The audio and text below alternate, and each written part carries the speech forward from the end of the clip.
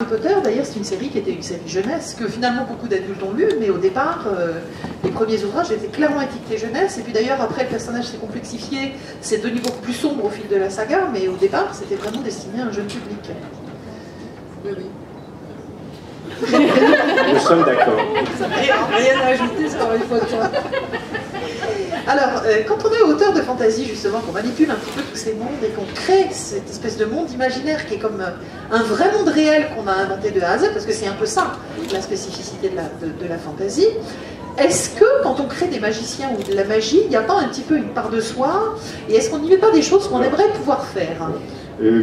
J'ai coutume de dire que quand je crée un univers comme je sais pas, le royaume des 7 tours, je suis Dieu. Je suis le dieu de mon propre univers. Ah ouais, d'accord. Carrément, je me rends au dieu, au diable de la modestie. Non, non, mais carrément. C'est normal parce qu'il n'y a rien, j'invente tout. Je vais étendre un paysage que je vais appeler l'Empire d'Isul'din, je vais monter des montagnes, planter des forêts, mettre des elfes dans les forêts, des trolls, des orques, des dragons, des êtres humains, tout ce petit monde va chamailler et s'étrépailler joyeusement. Et en fait, moi, qu'est-ce que je vais faire? Je vais être, vous savez, comme dans le Choc des Titans, le premier, là où le dieu regarde ces petites créatures comme ça, qui se bagarrent, etc. Et on se rend compte qu'on n'est pas libre, parce qu'une fois qu'on les a créés avec une certaine personnalité, seulement, ce que je me rends compte, c'est que cet univers, je l'ai créé à mon image, comme Dieu. Donc, l'ayant créé à mon image, je l'ai créé avec ma personnalité, c'est-à-dire que mes méchants, moi j'aime les personnages qui justement ont cette ambiguïté gentil, méchant, méchant, gentil. Un méchant peut devenir gentil et en fait on s'aperçoit que c'est un super méchant. Ça j'adore, mais ça c'est ma personnalité. Donc oui, c'est 100% moi qui joue avec mes petits jouets dans ma chambre avec mes petits personnages que je fais s'étripailler, et puis je peux vous dire...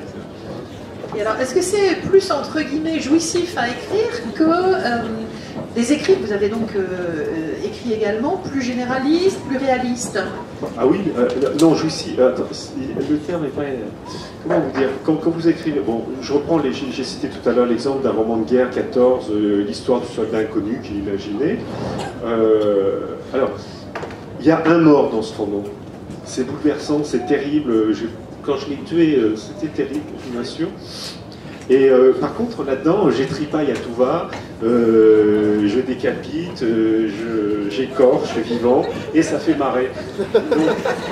C'est des Lego, quoi. Voilà, donc je pourrais pas faire la guerre de 14 tous les jours, parce que je me souviens, j'avais écrit 2-3 romans l'un à la suite de l'autre, et mon épouse m'a dit arrête, parce que je commençais à devenir à déprimer, j'avais plus envie de sortir, j'avais des cernes comme ça, etc.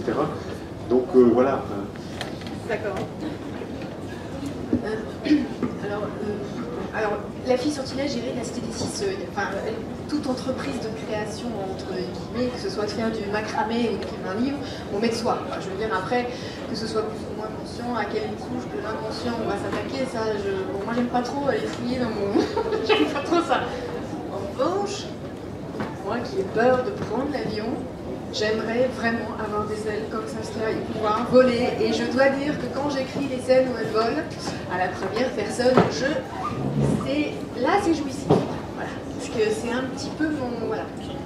J'y suis avec elle. Voilà. Oui, ben, je pense que tous les écrivains sont des démiurges quand même. Hein. Effectivement, je suis d'accord avec Arthur. On invente un monde, enfin, un monde dont on maîtrise tous les paramètres. Et je peux que le corroborer ensuite, c'est-à-dire une fois qu'on a mis les paramètres en place, il faut que pour que le roman soit cohérent, on a l'obligation de respecter les paramètres que l'on a soi-même inventés. Donc, effectivement, une fois qu'on a inventé ce monde, il y a une espèce de déroulement de process qui se poursuit, mais sur lequel on est en grande partie, je dirais, là, sans jeu de mots, et puis ça, on plus que... Si, on a un pouvoir quand même absolu, qui est le pouvoir de remonter dans le temps. Par exemple, dans le premier roman d'Heroic Fantasy que j'ai écrit, qui se passait donc au royaume des 7 tours, donc c'est des voyages touristiques que fait un jeune homme donc dans l'imaginaire. Voilà. Je dis ça parce qu'au départ, j'avais créé un contrôleur des impôts. Et l'éditrice m'avait dit, vous avez quelque chose contre les impôts parce que Oui, oui, clairement, oui. le pauvre, je lui fais vivre des aventures terribles. Elle m'a dit quand même, bon. Et alors on s'est battu un petit peu entre guillemets, gentiment avec l'éditrice. Elle me disait non, il faut que ce soit un adolescent, un lycéen, non, trop jeune, trop loin. Et donc du coup, j'ai décidé qu'il soit étudiant en droit. Très bien. Seulement, il a fallu que je remonte le temps et que toutes mes répliques et mon personnage perdent 10 ans d'un coup. Donc j'ai pu quand même, avec mon don de démiurge justement, revenir en arrière dans le temps et complètement transformer, même si les règles du jeu fondamentales étaient... Alors, les magiciens, les magiciennes, chez Arthur, on a cette guilde des magiciens, donc c'est plutôt terme masculin. Confrérie des magiciens, oui, pardon. Chez Marie, on a des magiciennes. Enfin, est-ce que la magie, c'est plutôt masculin, féminin? Est-ce qu'une magicienne serait différente d'un magicien? Est-ce que vous l'aborderiez différemment dans vos romans, si vous aviez à écrire ce type de personnage? Est-ce que vous vous êtes posé la question? Dans La fille sortilège, chaque personne vivant dans la cité est initiée à 18 ans et Homme ou femme, non. apprend, homme ou femme, et apprend à après des incantations pour faire vivre sa vie. Voilà. Donc ça n'a pas de genre, si je peux m'exprimer ainsi. Moi j'ai quand même l'impression qu'une magicienne et un magicien, c'est pas tout à fait la même chose, parce qu'encore une fois, on est dans la métaphore, quoi. Donc il y a l'image paternelle, l'image de la femme. De l'autre côté, ça tricote autour de choses, mais plus ou moins en filigrane, quoi. C'est curieux parce que moi je suis en train de me rendre compte que tous mes magiciens et tous mes sorciers sont tous des hommes. Je viens de m'en rendre D'où compte. ma question. Et en revanche, Ce sont des magiciennes. en revanche, D'où vient, comment ça se passe la sagesse. Si le pouvoir appartient aux hommes dans ces livres, hein, la sagesse appartient aux femmes. Parce qu'il y a les elfes qui sont... je suis désolé. Et la sagesse appartient aux femmes et elle appartient notamment aux elfes. Parce que les conseillères, celles qui ont la sensibilité, qui sont capables pour la clairvoyance, c'est-à-dire par leur sensibilité et leur manière... Oui, des femmes, oui, c'est des elfes femmes. Et les elfes sont plutôt femmes. Alors les elfes hommes, par contre, ils ont disparu. Tiens, je suis en train de m'en rendre compte, vous voyez. Et Rachel, c'est vrai que quand on repart un peu sur les mythes, c'est vrai que souvent la femme était porteuse d'éléments magiques, de liens avec la nature. Oui, mais c'est surtout, je pense que pour la même raison qu'Arthur a mis beaucoup de magiciens, je pense parce que j'ai plus de facilité, moi, à écrire sur des femmes. J'ai beaucoup plus de difficultés à me projeter sur un personnage masculin. Ça ne veut pas dire que c'est impossible. J'ai quand même écrit du point de vue d'un homme. Mais c'est vrai que pour moi, c'est beaucoup plus aisé de me mettre dans la peau d'une femme quand même. Donc, non pas parce que je pense qu'il y ait plus de magiciennes que de magiciens. Je pense que pour moi, en fait, la magie, si je puis dire, n'a pas de sexe.